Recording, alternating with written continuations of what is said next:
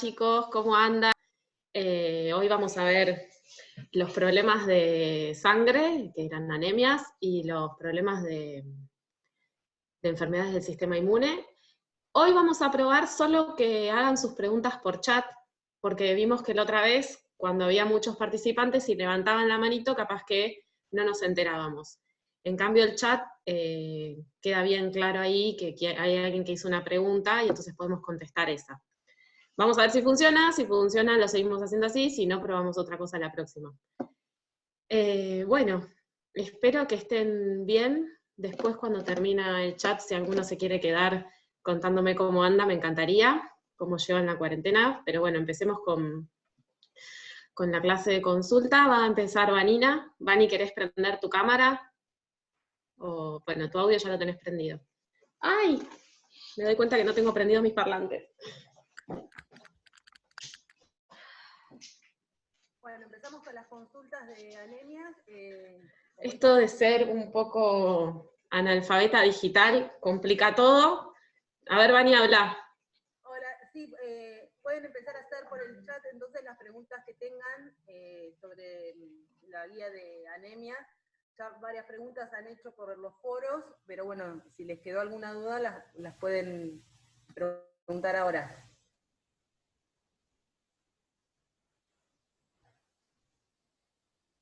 Bueno, esperamos que vayan haciendo las preguntas.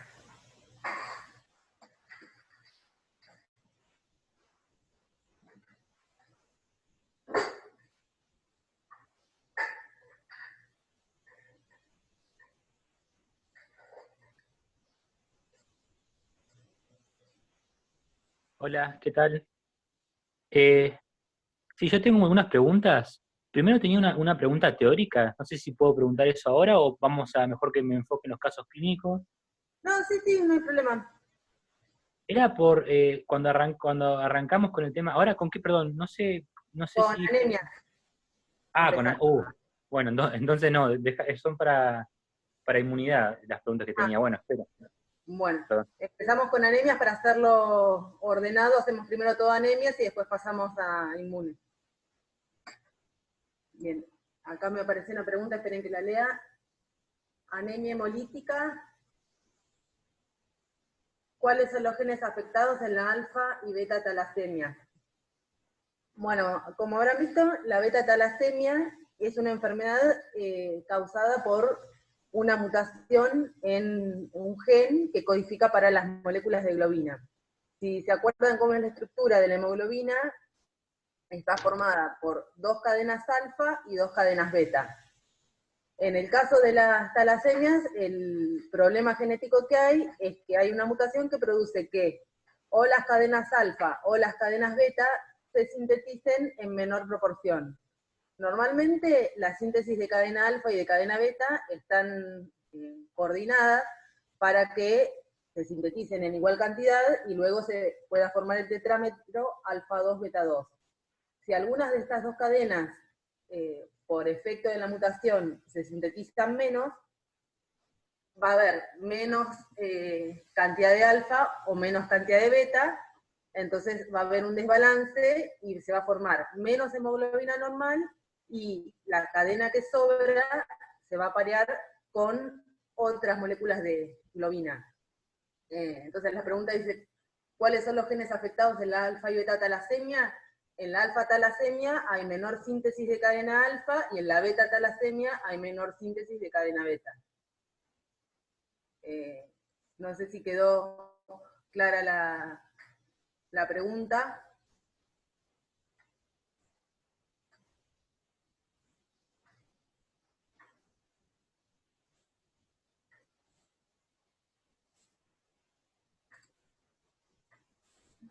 Sí, Vanina, ahí te dice que gracias. Ahí hay otra pregunta. Lucía dice, a mí me faltó explicar bien a qué se deben las alteraciones de los análisis de laboratorio de los 3 tipos de anemias que vimos. Perdón, Manina, pero antes hay una pregunta que dice, o sea, ¿la respuesta sería el gen que codifica para esas proteínas? Claro, el gen que codifica, acuérdense que la molécula de hemoglobina está formado por 2 cadenas alfa, 2 cadenas betas, y en el centro hay un grupo hemo que tiene unida el hierro, ¿sí? Entonces, la parte proteica son las cadenas alfa y beta. La mutación va a estar en la secuencia que codifica para esas cadenas de alfa o de beta globina. ¿Sí? Terminé, a ver, antes de pasar a la siguiente, quiero ver si quedó claro esto. Bien.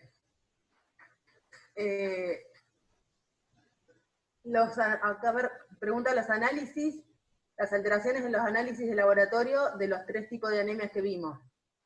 En realidad vimos más anemias, vimos la ferropénica, las que son por deficiencia de fólico y vitamina B12, y dentro de las hemolíticas vimos la esferocitosis hereditaria y la talasemia. No sé, o sea, las alteraciones en los análisis de laboratorio es una pregunta bastante amplia, no sé si algo en particular, pero, o sea, bueno, o sea, lo que tienen en común todas las anemias es que tienen disminuida la concentración de hemoglobina total. Eso lo tienen en común porque básicamente la definición de anemia es eso, tener baja la concentración de hemoglobina. De ahí, dependiendo de la causa que origina la anemia, va a haber distintas alteraciones en los parámetros, que va a depender de cuál sea la causa. Una gran clasificación es lo que son las anemias microcíticas, o sea, con un tamaño de glóbulo rojo menor, y las macrocíticas con un tamaño de glóbulo rojo mayor. Eso en los parámetros de laboratorio se ve en lo que es el volumen corpuscular medio. Y si no, cualitativamente, en lo que es una observación microscópica, de ver el glóbulo rojo más chico que lo normal o más grande que lo normal. Después también, o sea, lo que tenemos que ver es la concentración de hemoglobina en esos glóbulos rojos, ¿sí? Si hay algún problema con la síntesis de hemoglobina, esa hemoglobina va a ser menor, y si el problema está en el otro lado, esa hemoglobina en cada glóbulo rojo va a ser normal. Después, si es causada por una deficiencia de hierro, vamos a ver alteraciones en los parámetros que miden el hierro, si es por deficiencias en fólico o vitamina B12, vamos a ver disminución en esos parámetros. Por eso no sé bien a qué te referías, porque es como muy amplia la pregunta. Por ahí si me puedes decir si es lo que estoy diciendo, otra cosa lo que estabas queriendo preguntar. Bien. O no sé si en algún tipo de anemia específica.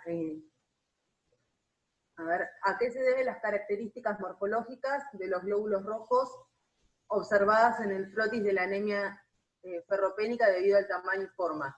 En el caso de la anemia ferropénica, entonces lo que hay es una deficiencia de hierro, y como el hierro es una parte fundamental de la estructura de la hemoglobina, si no hay suficiente hierro, no se sintetiza suficiente hemoglobina, entonces el tamaño de los glóbulos rojos es más chico. Entonces, esa es la característica propia de los glóbulos rojos en la anemia ferropénica, que son más chicos. Un caso... A ver, esperen que se me están mezclando preguntas de uno y de otro. Termino de responder lo que me preguntaba Caro, que era lo de la anemia ferropénica, y después lo de la anemia megaloblástica. En la anemia megaloblástica hay deficiencia de fólico, de vitamina B12 o de ambas cosas. Estas vitaminas son necesarias para la síntesis de DNA, entonces si hay deficiencia en estos factores y alteración en la síntesis de DNA, hay una falta de sincronización entre lo que es la maduración nuclear y lo que es la maduración citoplasmática. Entonces, el glóbulo rojo sigue sintetizando hemoglobina, sigue madurando el citoplasma, pero no logra dividirse, y por eso se forman células de tamaño más grande.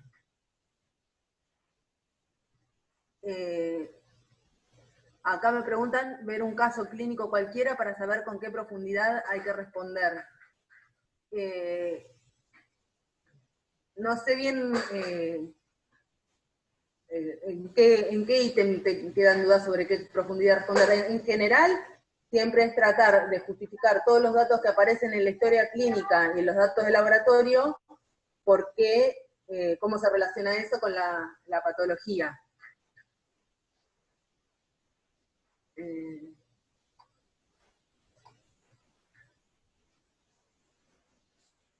Bien, a ver, acá me pregunta, a ver, no sé si estoy perdiéndome en la cantidad de preguntas, ahora paso a la de María Laime. En el caso de que sea una talasemia mayor, cuando el paciente quiere tener hijos, ¿por qué debe hacerse previamente una electroforesis de hemoglobina de su pareja? Esto tiene un poco que ver, a ver si puedo buscar el cuadrito que tenía. Esperen un segundo que busco para compartir la pantalla.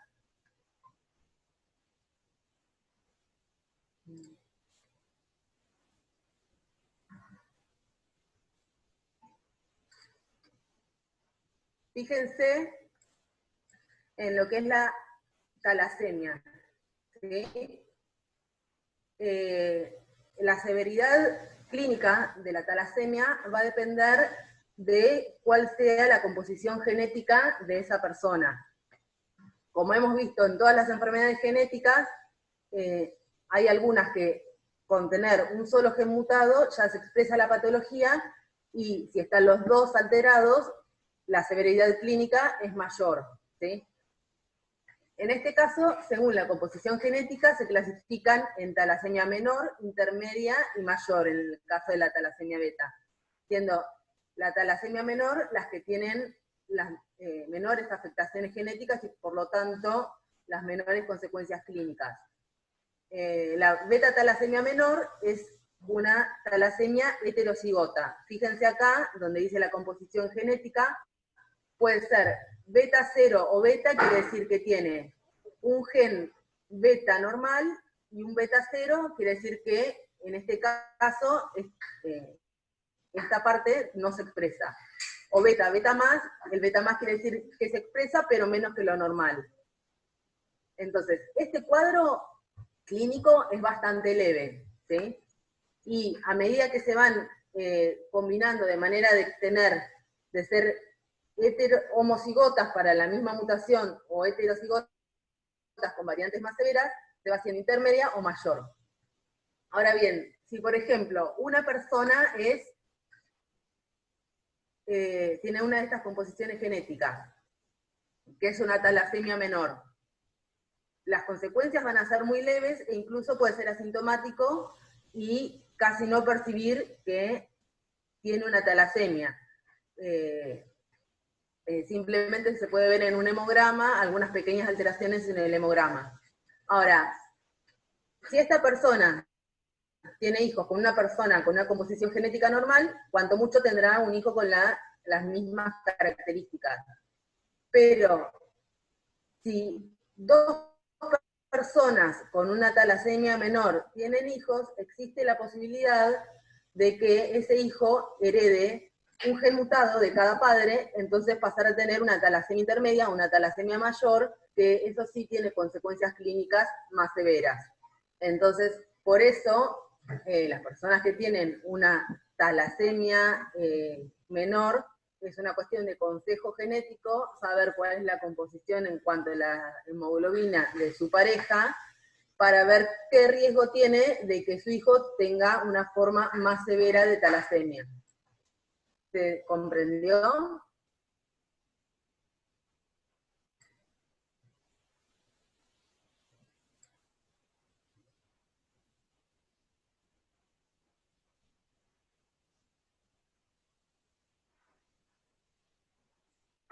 Bien, a ver, esperen que vea qué pregunta sigue.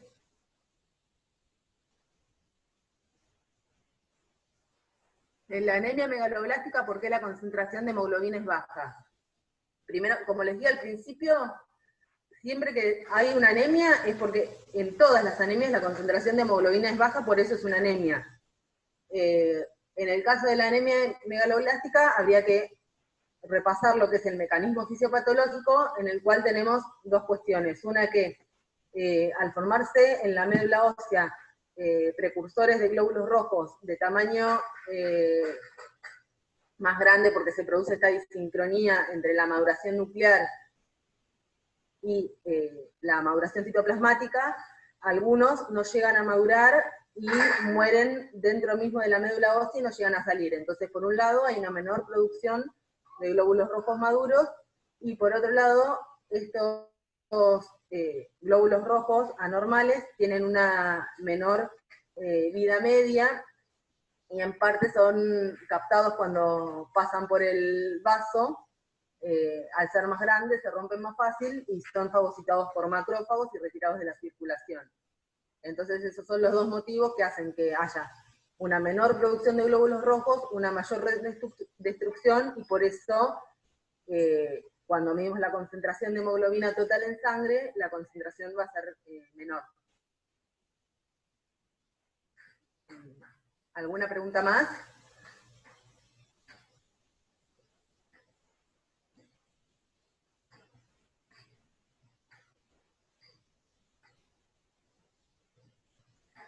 Sí, perdón, Vanina, me meto. Recuerden que ahí, como bien les dijo Vanina, la concentración de hemoglobina total va a ser menor, pero que la concentración de hemoglobina de cada glóbulo rojo que sí llega a circulación es normal.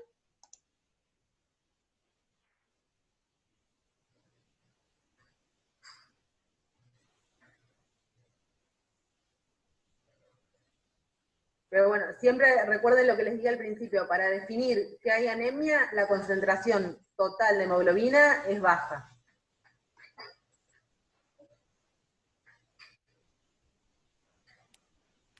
¿Alguna pregunta más de anemia?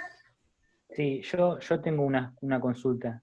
Sí. Ahí, no sé, Carolina también está hablando por el chat que dice que también tiene una consulta. Bueno, decila vos y después vemos la que está escrita. Dale. En el 3, en el ejercicio E, que el paciente tiene una esferocitosis hereditaria, Sí. en este caso clínico, el E Sí. te pregunta, ¿cuál es la causa por la que los glóbulos rojos presentan la morfología observada?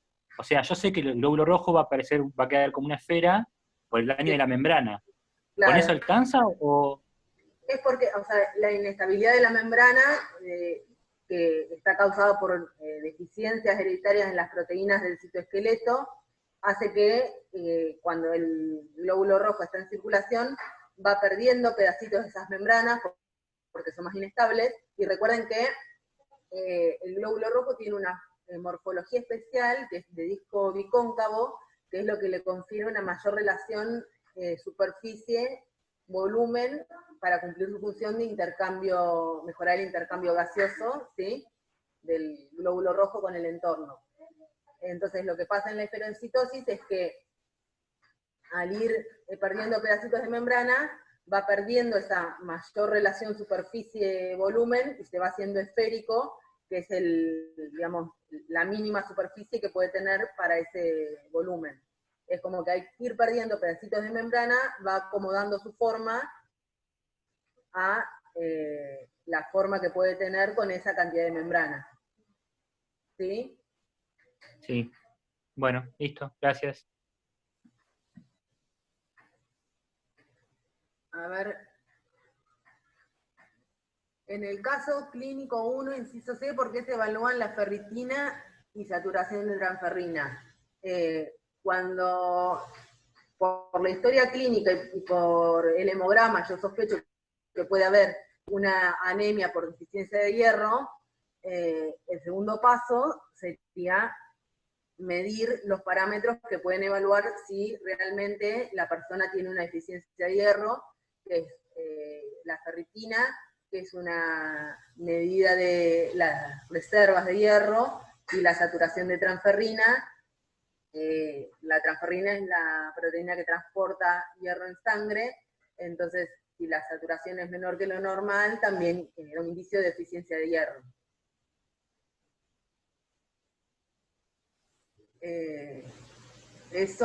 Con eso respondía la pregunta de Lucía.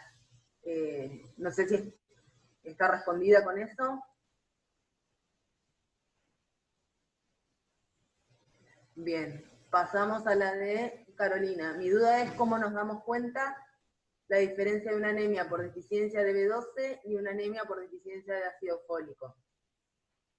Las dos anemias tienen en común, o sea, lo que vemos en el hemograma es que es una anemia macrocítica, con un mayor tamaño de los glóbulos rojos que se puede ver al microscopio, o con el volumen corpuscular medio.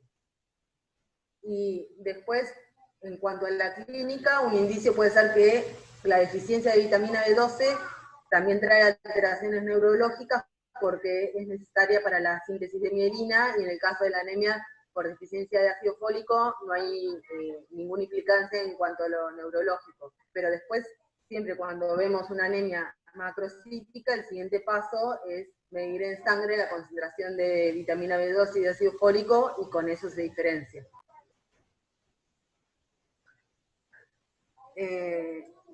Acá me preguntan, en el caso clínico 4, inciso C, ¿qué otro tipo de anemia se podría desarrollar? A ver, esperen que no me acuerdo cuál era el caso clínico ese, esperen que lo busco.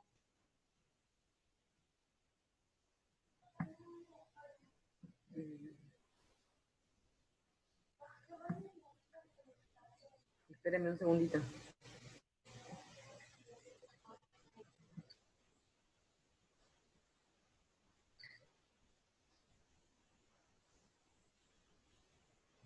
Caso clínico 4, inciso C.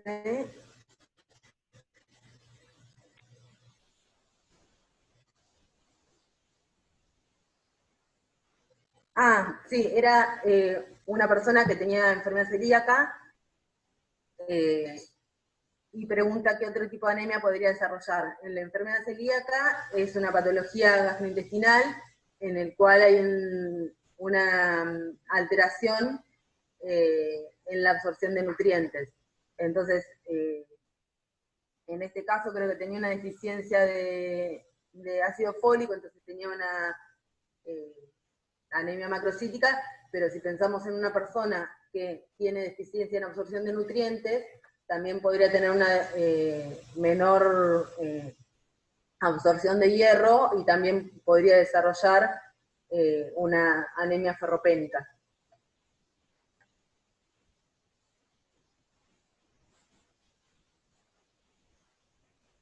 Bien, después pregunta, leí que la hemoglobina corpuscular media y la concentración de hemoglobina corpuscular media dan idea de la coloración del glóbulo rojo. ¿Cuál es la diferencia entre ellos? La hemoglobina corpuscular media es la hemoglobina que hay en cada uno de los glóbulos rojos, ¿sí? Es una masa de hemoglobina en cada glóbulo rojo individual. Y la concentración de hemoglobina corpuscular media es, en promedio, qué concentración de hemoglobina hay en cada glóbulo rojo. Son parámetros que se sacan en el hemograma, pero que en ambos casos dan idea de la concentración de hemoglobina. Entonces, como la coloración del glóbulo rojo depende de la concentración de hemoglobina, son dos formas de ver lo mismo, nada más que estos parámetros, cuando se hace el hemograma en el equipo, directamente son parámetros que podemos ver cuantitativamente, y la coloración del glóbulo rojo es lo que se ve al microscopio y evalúa la persona que lo está viendo en forma cualitativa.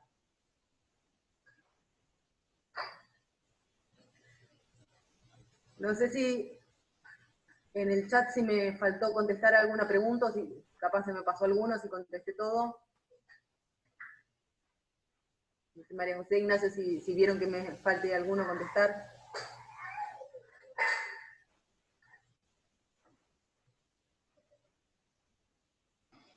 No, creo que vinís siguiendo con todas bien.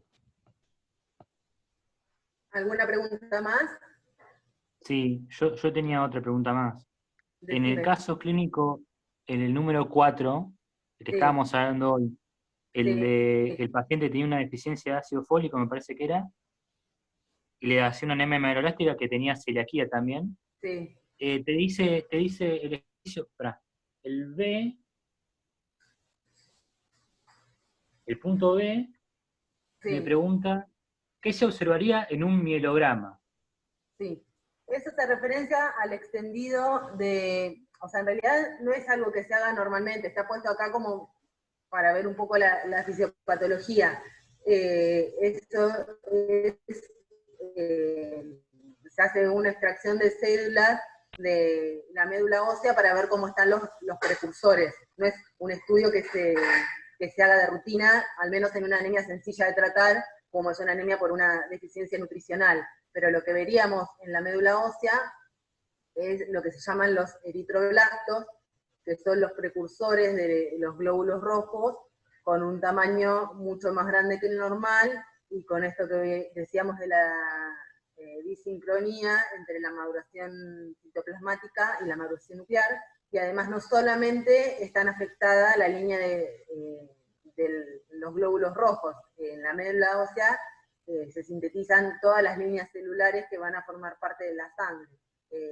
Entonces, en los otros tipos celulares, en los glóbulos blancos, también va a haber alteraciones morfológicas provocadas por esto, y por ejemplo, los neutrófilos, que si ustedes recuerdan, tienen unos núcleos multiglobulados, en este caso dan origen a los pleocariocitos, que son neutrófilos hipersegmentados, ¿sí? Que tienen un mayor número de núcleos, digamos, unidos que lo normal.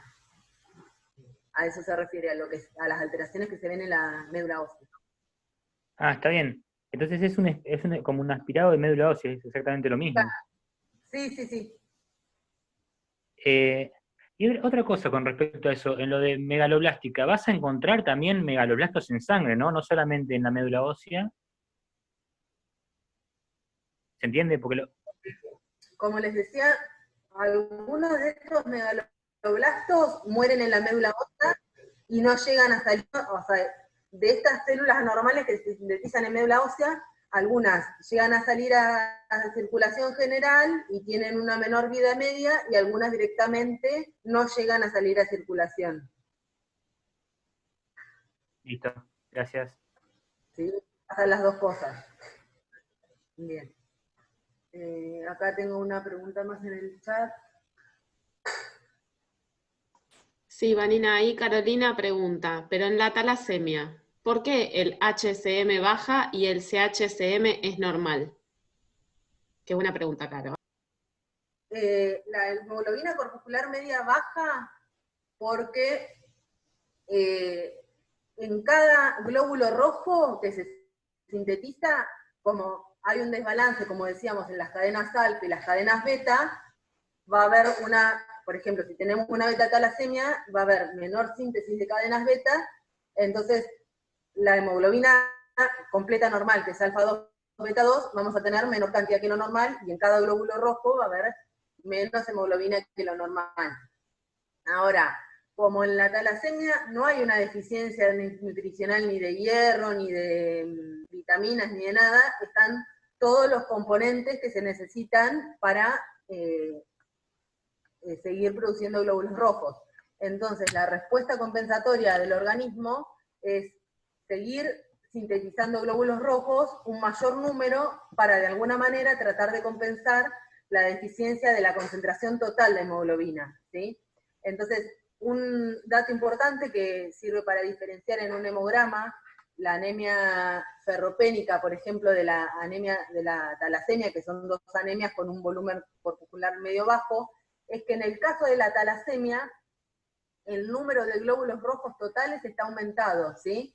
Porque es un mecanismo compensatorio que utiliza el organismo para tratar de elevar la concentración total de hemoglobina. Si bien en cada glóbulo rojo la hemoglobina va a ser más baja, hay mayor cantidad de glóbulos rojos que lo normal, ¿sí?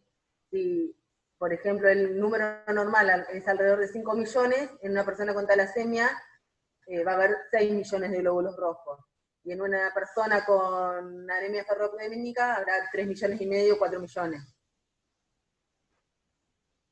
En el caso de la anemia ferropénica, no puede compensar aumentando el número de glóbulos rojos porque justamente no tiene hierro para sintetizar la hemoglobina.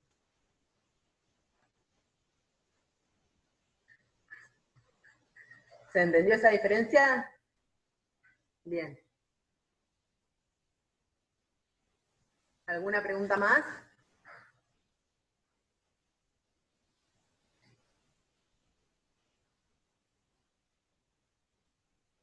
Sí, yo quería preguntar también en las talasemias, en el cuadrito que acaba de mostrar usted hace un rato, Sí, de los distintos.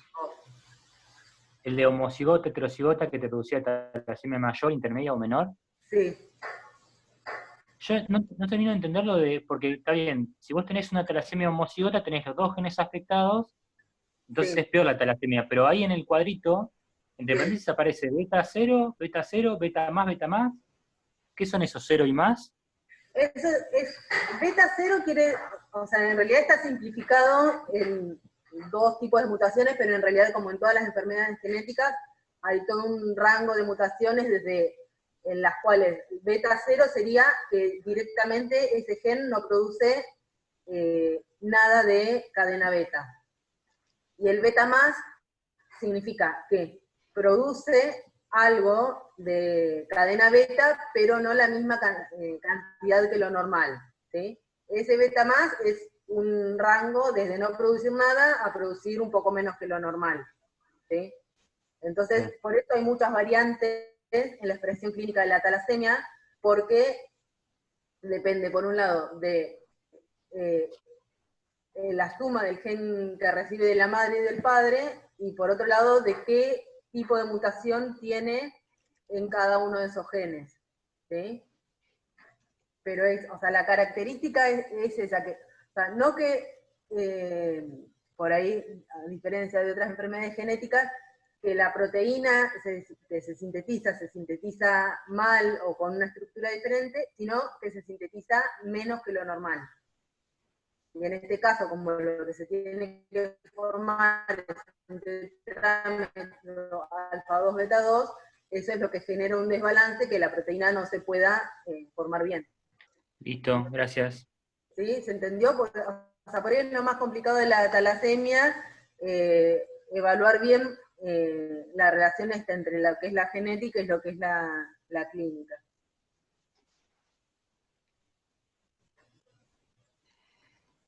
Acá preguntan, me perdí en la explicación, ¿el hematocrito en la talasemia aumenta o disminuye y los glóbulos rojos aumentan? En la talasemia sí aumenta el número de glóbulos rojos y aumenta el hematocrito. En cada glóbulo rojo tenemos una cantidad menor de hemoglobina, pero tenemos mayor número de los glóbulos rojos, mayor hematocrito, y eso hace que la hemoglobina no sea tan baja. Este mecanismo es útil para compensar en una talasemia menor. En una talasemia intermedia o mayor, si bien se pone en juego, la concentración de hemoglobina total va a seguir siendo muy baja. Y es por ese motivo también que muchas veces en la talasemia menor no hay clínica, porque este mecanismo de aumentar la síntesis de glóbulos rojos es suficiente para alcanzar un nivel de hemoglobina que permita no tener la clínica característica como de cansancio, palidez y todo lo que vimos asociado a la deficiencia de hemoglobina.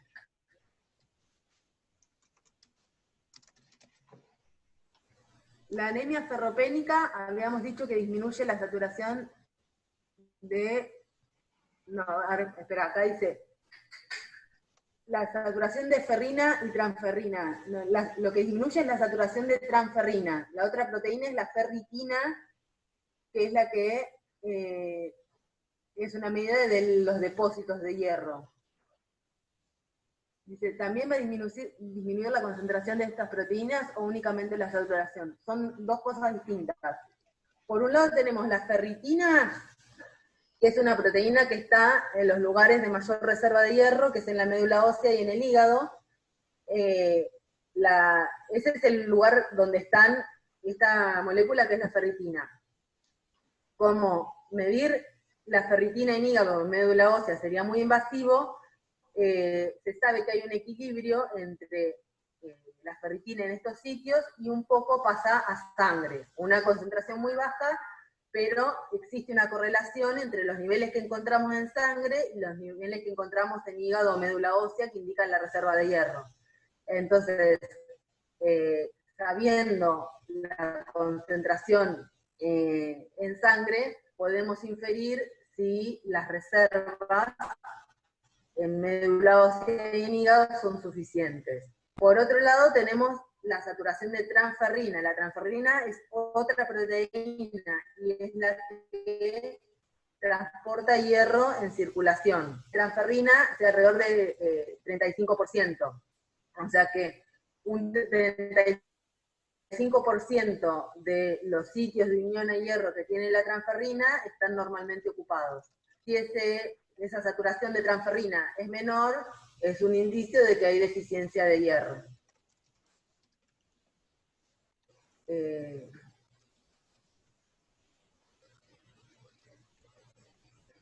el caso de la transferrina, no es que va a disminuir la concentración de la proteína transferrina, sino que va a tener una menor saturación, o sea que como que cada molécula de transferrina está menos cargada con hierro.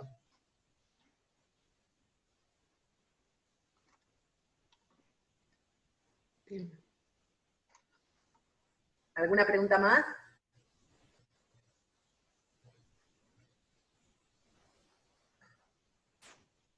Che, Vanina, yo Sí. acabo de escribir en un Excel ay, no me salen las palabras, una tabla para clasificarlas. ¿Querés que comparta la pantalla y vos lo explicás, que era lo que hacíamos antes en el pizarrón? Dale. A ver si puedo, porque me siento un poco tontico. Share screen. Bueno, nunca compartí una pantalla.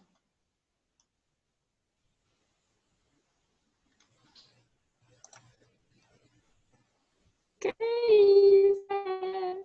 Acá. ¿Ahí lo ves? No, ahí está. Pará. Bueno, acá fíjense, por lo menos los datos más importantes. Como les decía, la hemoglobina total está baja en cualquier tipo de anemia porque es lo que define la anemia. Fíjense, otra diferencia, los glóbulos rojos, en general en las anemias están bajas, pero como explicábamos recién, en la talasemia va a estar alto o al menos normal, pero no va a estar bajo porque se pone en marcha este mecanismo compensatorio de aumentar la producción de glóbulos rojos. Después, en cuanto al volumen corpuscular medio, que es el parámetro que vemos en el hemograma, que evalúa el volumen de cada uno de los glóbulos rojos, vemos que la anemia ferropénica el volumen está bajo, o sea que es microcítica, en la megaloblástica está alta, es macrocítica. En el caso de los glóbulos rojos, de la esferocitosis, fíjense que dice normal o bajo. Esto es porque el volumen comienza siendo normal, pero a medida que el glóbulo rojo va perdiendo porciones de membrana, por esto que decíamos que por las alteraciones en las proteínas del citoesqueleto, de la membrana, esa membrana es más inestable, a medida que va perdiendo porciones de membrana, el tamaño puede ir disminuyendo. Y en la beta-talasemia también está bajo, o sea que también es una anemia microcítica. Fíjense entonces que la anemia ferropénica y la talasemia son microcíticas, la megaloblástica es macrocítica, y la esferocitosis no se define tanto por el tamaño, pero sí, si en un extendido de glóbulos rojos observamos al microscopio, vamos a ver la forma característica redonda o esférica en vez de la forma de disco bicóncavo, que es la que tienen los glóbulos rojos normales. en el caso de la hemoglobina corpuscular media, que es la cantidad de hemoglobina que tiene cada uno de los glóbulos rojos, la ferropénica va a estar muy baja, porque justamente es una anemia causada por una deficiencia de hierro que no permite sintetizar hemoglobina. En la megaloblástica puede estar normal o alta porque, como decíamos, hay una desincronización entre lo que es la maduración citoplasmática y nuclear. Entonces, mientras el ADN sigue tratando de duplicarse y de madurar el núcleo, en el citoplasma se sigue sintetizando hemoglobina, entonces por eso puede ser que alcancen niveles normales o altos. En la esferocitosis también, que tiene que ver con esto de que, o sea, se sintetiza una cantidad de hemoglobina y después, al ir perdiendo volumen, de alguna forma se va concentrando. Y en la talasemia también va a estar baja por esto de que no se pueden sintetizar bien las cadenas proteicas. En el caso de la concentración de hemoglobina corpuscular media, bueno, es similar a lo que habíamos visto con la hemoglobina corpuscular media, pero acuérdense que la beta-talasemia, al tener un mayor número de glóbulos rojos, en promedio el número puede ser cercano a lo normal. En el caso de la bilirrubina, que no lo hablamos ahora porque nadie me preguntó sobre el tema pero la bilirrubina es un producto de degradación de la hemoglobina, entonces cuando hay hemólisis o destrucción de glóbulos rojos por algún motivo, la bilirrubina va a aumentar, y la bilirrubina es lo que le da una coloración amarilla a la piel y a las conjuntivas, que es lo que se llama ictericia, que es característica de las anemias hemolíticas.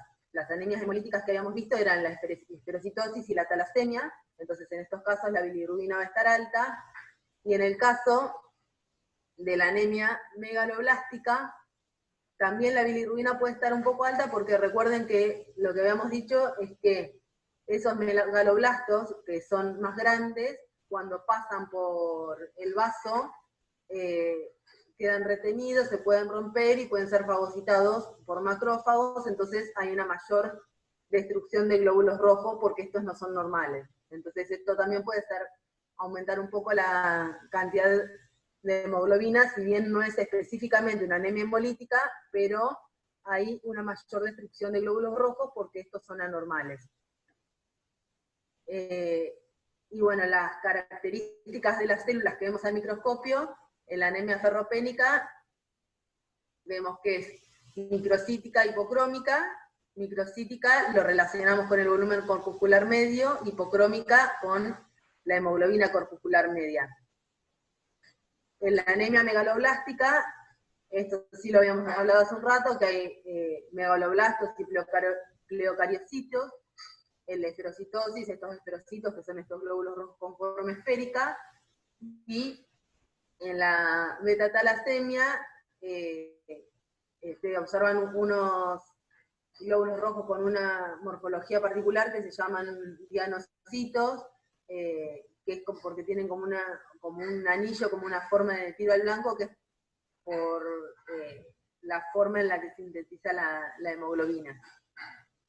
Entonces, esto sería más o menos la comparación entre los diferentes tipos. Pero fíjense que si tienen un hemograma, lo primero que ven en todas es que la hemoglobina total es baja. Después se fijan en el volumen corpuscular medio.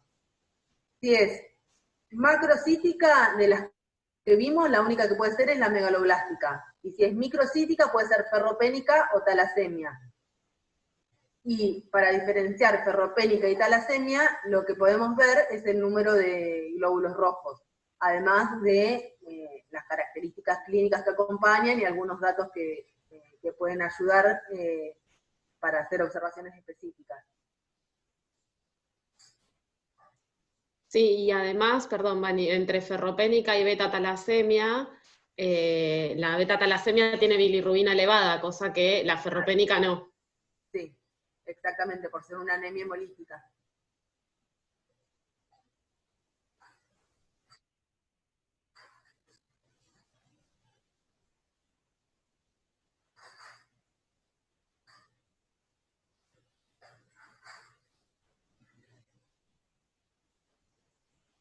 Bueno, dejo de compartir esto y vamos a seguir leyendo las preguntas.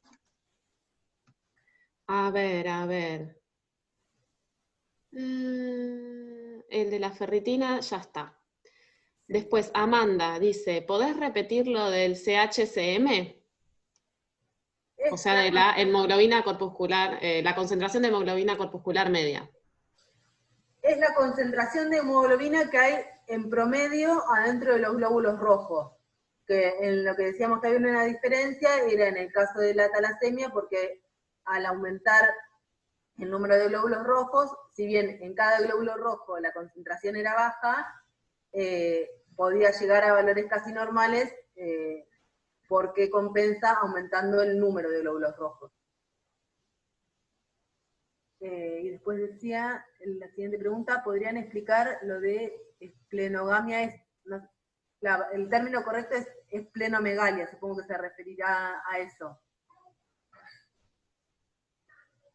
Esplenomegalia es el aumento del tamaño del vaso, y el tamaño del vaso, eso está bien explicado en la parte del Robbins, donde habla de anemias hemolíticas, la parte de hemólisis extravascular, cómo van pasando los glóbulos rojos por los sinusoides del vaso, y si tienen menor elasticidad, menor deformabilidad o un tamaño alterado, se rompen más fácil y quedan retenidos en los sinusoides esplénicos donde actúan los macrófagos.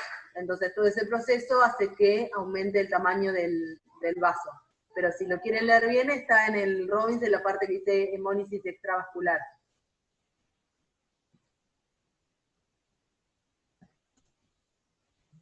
Vani, si querés, te pone de hemoglobina corpuscular media de la filmina, por si no fue, porque me parece que está, o sea, fuiste re clara, pero con el dibujito capaz que les es un poquito más fácil. A ver.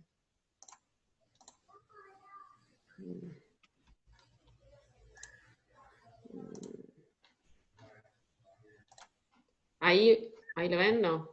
No.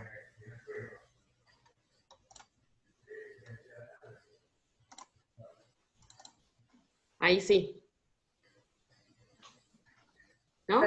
Sí, estos sí, son parámetros que cuando se hace un hemograma, o sea, lo que se mide fundamentalmente es el hematocrito, que ya saben lo que es, la concentración de hemoglobina y el número de glóbulos rojos.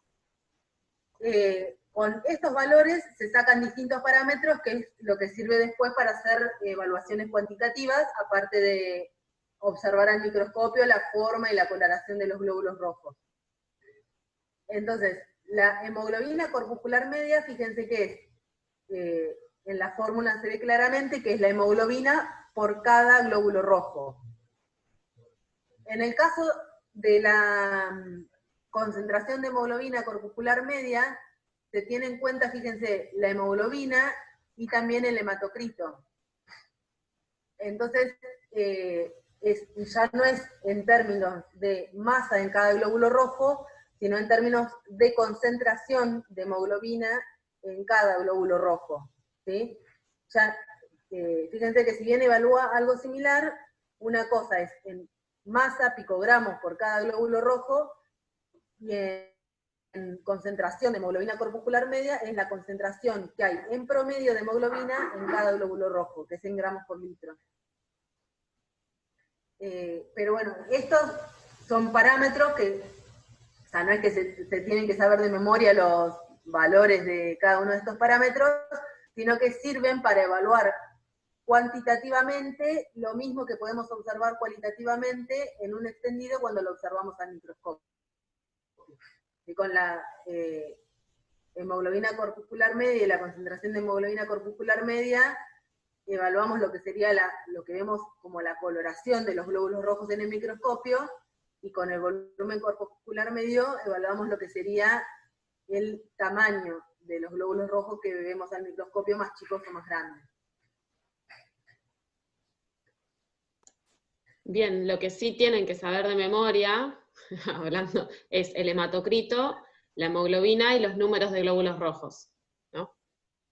Sí, esos valores consideramos que sea, los tienen que saber porque son los valores básicos que van a ver en cualquier análisis de sangre que hagan o que vean, y más o menos tienen que tener una referencia de cuáles son los valores normales.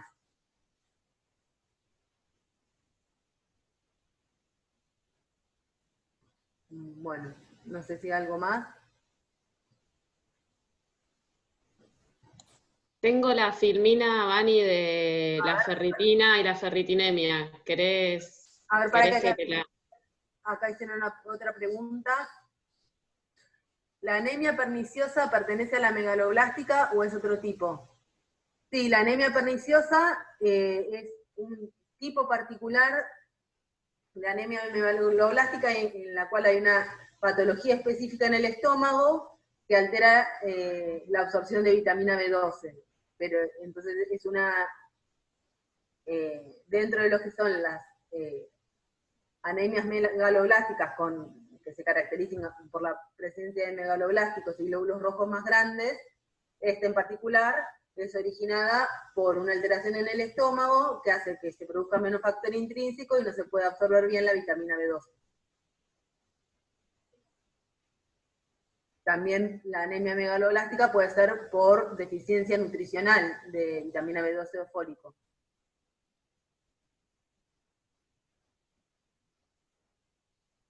Bien.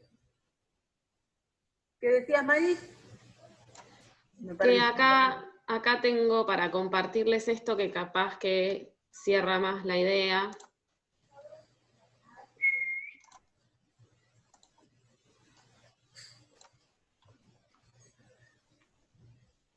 Ahí va. Sí. Esta es la filmina que se explicaba más o menos lo que es el metabolismo del hierro, que es bastante complejo, y las proteínas involucradas. Acá fíjense que está ferritina, pero no solo, o sea, esto es el intestino donde se produce la absorción. Esta ferritina también está mayormente en hígado y médula ósea, y que es lo que les contaba, que tiene un equilibrio con la cantidad de ferritina en sangre. Si bien no es una proteína que está en sangre, siempre un poco hay, y está estudiado, está establecido la correlación como para poder saber cuáles son las reservas de ferritina sin tener que hacer una biopsia de hígado o una biopsia de médula. Y por otro lado tenemos la transferrina, que es así, es la proteína encargada de transportar el hierro en la sangre. Entonces tiene un porcentaje de saturación normal que es alrededor del 35%, que quiere decir que el 35% de los sitios que podrían estar unidos con hierro están unidos, y si ese porcentaje es menor, quiere decir que hay menos cantidad de hierro en circulación, lo que estaría relacionado con una deficiencia de hierro.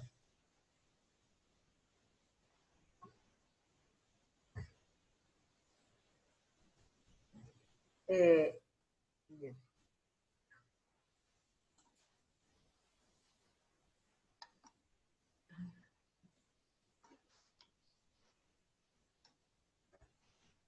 Bueno, chicos, ¿tienen alguna pregunta más de sangre?